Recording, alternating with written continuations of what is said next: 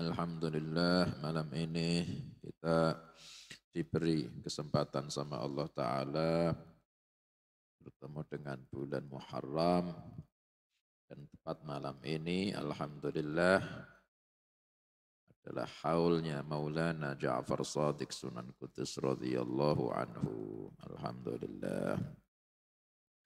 Kita ini di sini semua yang kita temui ada madrasah, ada pondok, ada majelis-majelis ta'lim, majelis zikir, ada masjid, musola, semuanya yang ada di Kudus. Ini apalagi kita kumpul di sini itu jasa-jasanya beliau. Mengislamkan ahli Kudus. Akhirnya kita tinggal menikmati, alhamdulillah. Kita ini termasuk kumpulan kita ini jamiah ini termasuk hasanatun min hasanatihi. Termasuk satu kebaikan dari kebaikan-kebaikannya beliau. Alhamdulillah kita tabarrukan ya, ngalah barokah dengan haulnya beliau Maulana Ja'far Shadiq radhiyallahu anhu. Sedikit manakib beliau ya. Beliau namanya Maulana Ja'far Shadiq Sunan Kudus, julukannya Sunan Kudus. Beliau itu dikenal di salah satu wali songo ini ada julukan spesial. Beliau disebut waliyul ilmi. Ya, wali songo yang ahli ilmu. Ya, semua wali songo ya ahli ilmu. Cuma kan ada julukan khusus berarti sangat alim. Sangat alim. Beliau dulu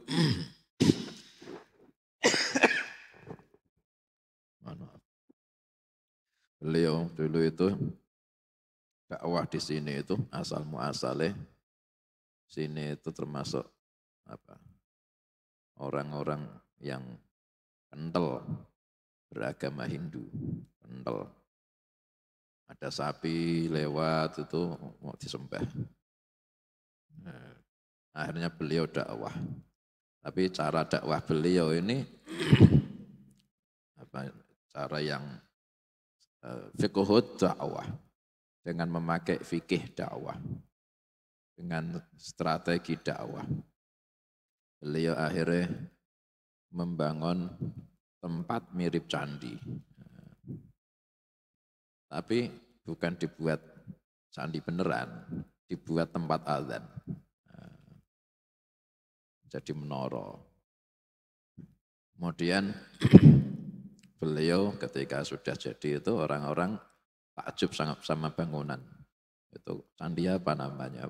Ya bukan candi itu. Itu tempat buat azan namanya. Beliau bawa sapi terus ditaruh di dekatnya menara itu. Orang-orang Kudus dulu senang sapi, nyembah sapi. Sebelum masuk Islam ya kan. Akhirnya beliau naruh sapi di situ. Sapi ini dipakai hias-hiasan ya, dikasih hias-hiasan. Orang-orang kan seneng ngepor. Oh, itu mirip kayak kita itu. Senang sama sapi. Akhirnya ketika melihat kayak gitu, datang semua. Akhirnya ketika datang suruh duduk, sudah duduk diulang agama Islam. Loh akhirnya nganut semua. Itu namanya fiqhud dakwah. Strategi dakwah yang diajarkan, yang diperintahkan sama Allah ya gitu itu. Ud'u ila sabili rabbika bil hikmati wal mau'izatil hasanah. Ajaklah orang-orang kepada jalan Tuhanmu dengan hikmah, yakni Al-Quran, wal mau'izatil hasanah dan pitutur yang baik. Itu yang diperintah kayak gitu. Akhirnya orang-orang masuk Islam. Karena orang-orang yang masuk Islam ini baru masih mu'allafatu qulubuhum, beliau juga punya lanjutan strategi buat merawat imannya. Beliau itu melarang anak putune jangan nyembelih sapi. Subhanallah sampai sekarang orang Kudus ini tidak nyembelih sapi.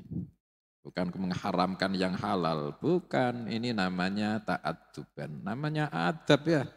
Namanya adab ini tidak ada kaidah yang baku. Tambah adab, ya tambah Masya Allah gitu aja. Nah, orang-orang Kudus itu sampai sekarang sangat adab sama wasiatnya Sunan Kudus. Anak putuku ojo nyembelih sapi. Akhirnya sampai sekarang. Ada soto, sate, kebo, bukan sapi. Tidak ada sapi. Nah, kayak gitu itu kan strategi. Adab. Misal ada orang tua pesan sama anak-anakku ojo sekali. Akhirnya sampai besar tidak berani mandi 3 kali. Padahal ketika bilang itu ketika masih kecil, khawatir naik kentir. Akhirnya anaknya saking adabnya, wah sampai gede tidak mau mandi 3 kali. Kenapa? Dulu pernah orang tua saya bilang anakku ojo sekali. Padahal maksudnya ketika kecil. Tapi itulah namanya adab ya. Ikhtiram. Juga dulu ada salah satu kisahnya. Sunan Kudus ini Maulana Ja'far Shadiq radhiyallahu anhu ini dulunya sempat di kota Al-Quds, Palestina. Wakilah dulu di Palestina itu ada ta'un. Ta'un itu pagebluk, penyakit yang mewabah orang-orang di kota itu. Sifatnya ta'un itu kalau pagi sehat, tahu-tahu siang kena, sore mati. Siang sehat, malam kena, pagi mati. Dan itu ribuan, banyak langsung. Walhasil banyak. Terus ada bintik-bintik. Jadi orang tahu, wah ini ketularan ta'un. Siap-siap aja dah. Enggak lama mati. Ta'un itu gitu. Nah, akhirnya raja ketika itu sayembara. Istilah kata sayembara, siapa yang bisa menghilangkan atau mendoakan Allah Ta'ala mengangkat wabah atau ta'un dari kota Al-Quds akan tak kasih hadiah. Hanya beliau doa minta sama Allah agar mengangkat ta'un, diangkat sama Allah, dihilang ke itu ta'un. Doanya mustajab. Akhirnya ketika sudah dikasih hadiah batu satu, dari batunya Masjidul Aqsa. Satu batu bata yang dari batu batanya Masjidil Aqsa. Akhirnya beliau ke Jawa. Ketika dakwah di sini, beliau mengenang kota Al-Quds. Akhirnya wilayah dakwah beliau dikasih nama Kudus, mengenang kota Al-Quds. Terus batu bata yang dulu dikasih dari batu batanya Masjidil Aqsa itu dipasang di atas mihrabnya Masjid Menara sampai sekarang bisa jenengan lihat. Jenengan di dalam Masjid Menara itu ada mihrab, atasnya itu jenengan lihat ada satu kotak. Itu yang dulu dikasih ke Raja Al-Quds buat beliau. Hanya dipasang di atas mihrab sampai sekarang. Masjid yang beliau bangun dikasih nama Masjidil Aqsa. Masjidul Aqsa. Kota yang jadi wilayah dakwah beliau dikasih nama kota Kudus. Mengenang di suasana di kota Al-Quds, masjidnya Masjidul Aqsa. Di Masjidul Aqsa yang di Al-Quds, Palestina, itu sebelah utaranya Masjidul Aqsa ada bukit, namanya Bukit Morea. Nah di sini, di seputarannya Masjidul Aqsa yang sini, kota Kudus, ada gunung, beliau kasih nama Gunung Muria.